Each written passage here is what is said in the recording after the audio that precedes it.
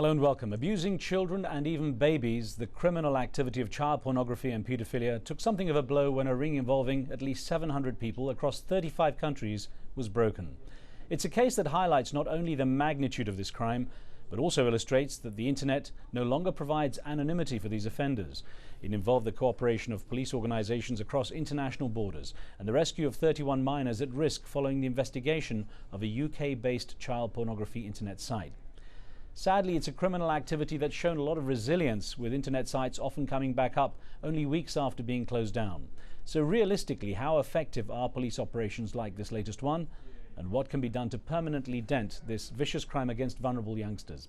And don't forget, we take your questions and comments by phone calls and mobile phone texts on this program. The numbers are at the bottom of your screen now. Joining me from London is David Page, a child protection consultant for WT Associates. He worked for 12 years as a detective in the paedophile unit of Britain's Metropolitan Police. Also with us here in Washington, D.C. is Jennifer Lee, Program Manager for the Child Victim Identification Program at the National Center for Missing and Exploited Children here in the United States. Welcome, both of you. Thank you. Jennifer, I'll just kick off with you. Hi, David. Jennifer, just to kick off with you first, 700 plus people caught across 35 countries here. It sounds like a massive dent in the child pornography industry, with a huge number of potential criminals apprehended and dozens of children saved. But realistically, how big a dent is this when you look at the scale of the problem? Well, I think it's a fair representation of the types of rings and groups that are out there that are involved in this type of crime. It sounds like a lot, and this is a very large sting that went down, but it's not uncommon to see groups of this size and interacting with each other and sharing information. Well, David Page, considering your experience in the Met, the Metropolitan Police in Britain, what sort of dent do you think this will make on the industry? I think this will send out shockwaves through the people who are watching via the internet, who are trying to abuse children via the internet. But I think what we've got to understand is the internet is just a huge global market that since it's been created, it's just allowed access to this type of material to so many more people. Now, David, it seems that there was a lot of cross-border international police cooperation in this case, and I wonder to what extent that is, that means there is a good mechanism in place. What was your experience based, on the work you did? Certainly, when I left in 2005, the CEOP was just beginning to take effect. And obviously with the Virtual Global Task Force now in situation, that creates a network for all the police forces. Australia, America, Canada have all come on board on that now, and they're all fighting from the same gun, so to speak. And the cooperation is fantastic. And with the advent of the Serious and Organised Crime Act that we had in 2005, allowed the Metropolitan Police and CEOP to actually go online and as undercover officers online and actually track these people down. Well, Jennifer, there's also been legislation, I think, recently that's helped a lot. I know in 2003, President George Bush signed the PROTECT Act, and I wonder how much that has helped as well. It's helped a fair amount in terms of especially the prosecution and conviction of these perpetrators. It's really made a dent in that, and hopefully sent out, kind of as Dave said, information to the people that are committing this type of crime that we're not going to tolerate it anymore. We're certainly going to punish those who offend against children, and do what we can to protect our children. Before I get to our caller in Austria, let me ask you, how effective has your organization's cyber tip line been?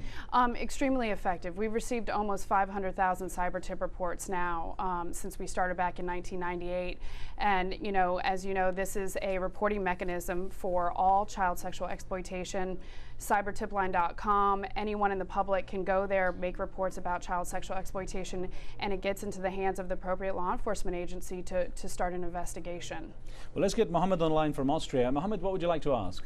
Yeah, I just wanted to ask you guys about this thing in Asia, in Southeast Asia especially, where a lot of these European or Americans, they go there and take advantage of poor people with, little kids and get away with it, with this problem, because the laws are so weak and the government is not willing to do anything to, because it's going to affect their tourism industry. Right.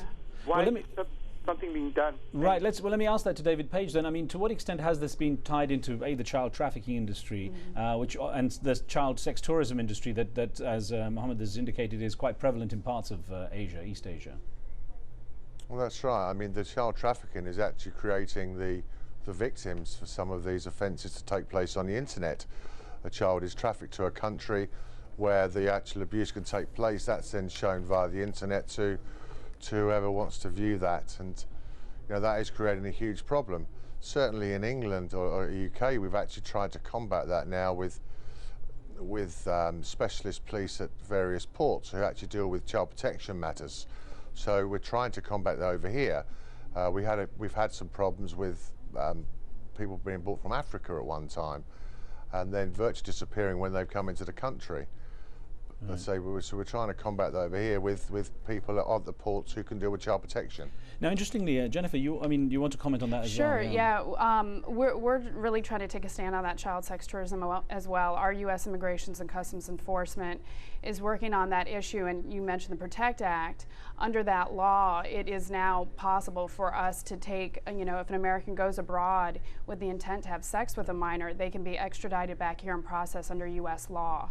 So there's definitely legislation out there to try to curb that and stop individuals from doing that, to say, we can bring you right back here and process you under our laws. Now, I know you and your organization are very heavily involved in dealing with the police service and with policymakers in educating them, or helping them at least, to understand some of these problems with online child pornography. Let me get from you, though, the importance of identifying the child victims, because that's something you do emphasize. Here in the United States, it's very helpful when processing and doing prosecutions to know which children have been identified that are seen in the evidence. But in addition to that, we need to rescue these children who are still at the hands of abusers. And that's part of what we're doing here at the National Center for Missing and Exploited Children, going through the evidence and working to assist prosecutors with their cases. But in addition, just combing through these pictures and looking for those kids who could still be abused, try to figure out where they are and get law enforcement involved to rescue them. Well, I want to get a question to David across in London, and just ask you, the extent of the growth of the child pornography industry seems, I mean, I was shocked to read the numbers, and I keep up with some of this stuff as part of my journalism research, but the FBI quotes a 2,000% increase in the number of child pornography images on the internet since 1996, in about a decade, a 2,000% increase, and the Canadian police estimates there are about 100,000 websites containing image of child sex abuse. And I wonder, looking at the growth rate, can we expect to see this continue, or do you think we can make a dent in this? And then there's the issue of what can be done as far as deterrence in terms of sentences. But first, do you expect the kind of growth that we're seeing in the last decade? As I said, the internet is a global market. It's created this sort of market for people. If we go back to pre-1995, that sort of time, when things like this were only available via video cassettes, then we went on to the sort of message board type scenario, where people would talk to each other on the very early days of the internet and email systems on the message boards. But now we've got the internet, and it's just a huge global market that it's never ending. It's just a huge vehicle that people can now go to, and they think with anonymity. And now I think what's happened here with this case here, it's actually sent out a message that the police can combat this type of crime by being allowed to go undercover. I think what they did here is very smart. They've actually taken over the identity and actually reeled in the other people, identified, sent that out to the other police forces throughout the world, and they've made the arrests. And I think that will send out a good message. Whether we can stop it is a different issue, and I think that we need more operations like this to actually try to put an end to it. Interesting point you make there, David, about it being a double-edged sword. And Jennifer, I wonder, how do you strike the balance between officers waiting, as they did for months and months in this kind of operation, so that they could collect more information? During that time, of course, more children are being abused. So how do you balance moving in quickly and making sure there's no further abuse, or waiting and catching a bigger number of potential offenders? Yeah, we kind of call that the duty to act, and when's the appropriate time to jump in there and rescue that child. And I think, I can't comment on an investigation. You trust the law enforcement that they know what's best and what's gonna, what's the right thing to do when during the course of this investigation.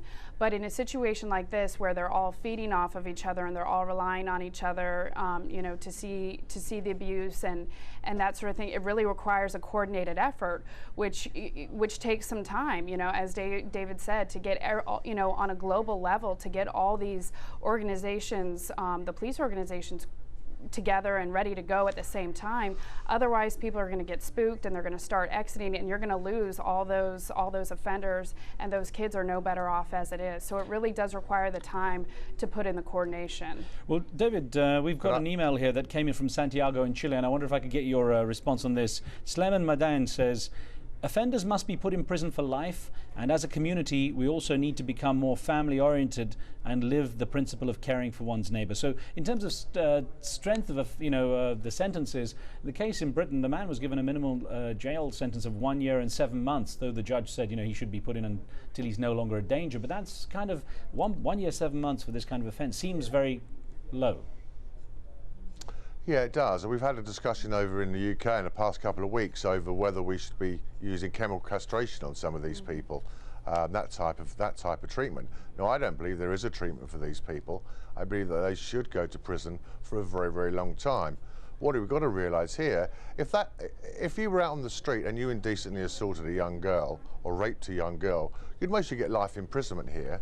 But what you're getting via the internet, a person who has that type of material with them may get only a year in prison.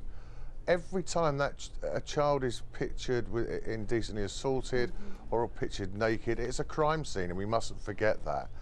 And we must treat the offence that is on the actual image as bad as if it was happening on the street. And Jennifer, an interesting point, and something we talked about before the show went live, is that it's not a crime that just ends with the perpetrators being caught. It's something that affects the children for the rest of their lives. Absolutely.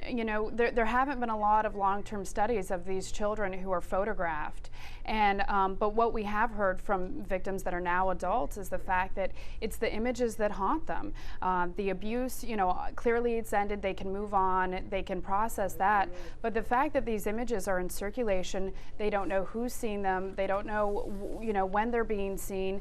They could be walking through the shopping mall and think that maybe someone's seen them. We heard from one victim who had some pictures taken of her, and she says every time she enters a room now and a group spontaneously laughs, maybe they were telling a joke or something, her first inclination is the fear that they've seen her picture and they're laughing at her.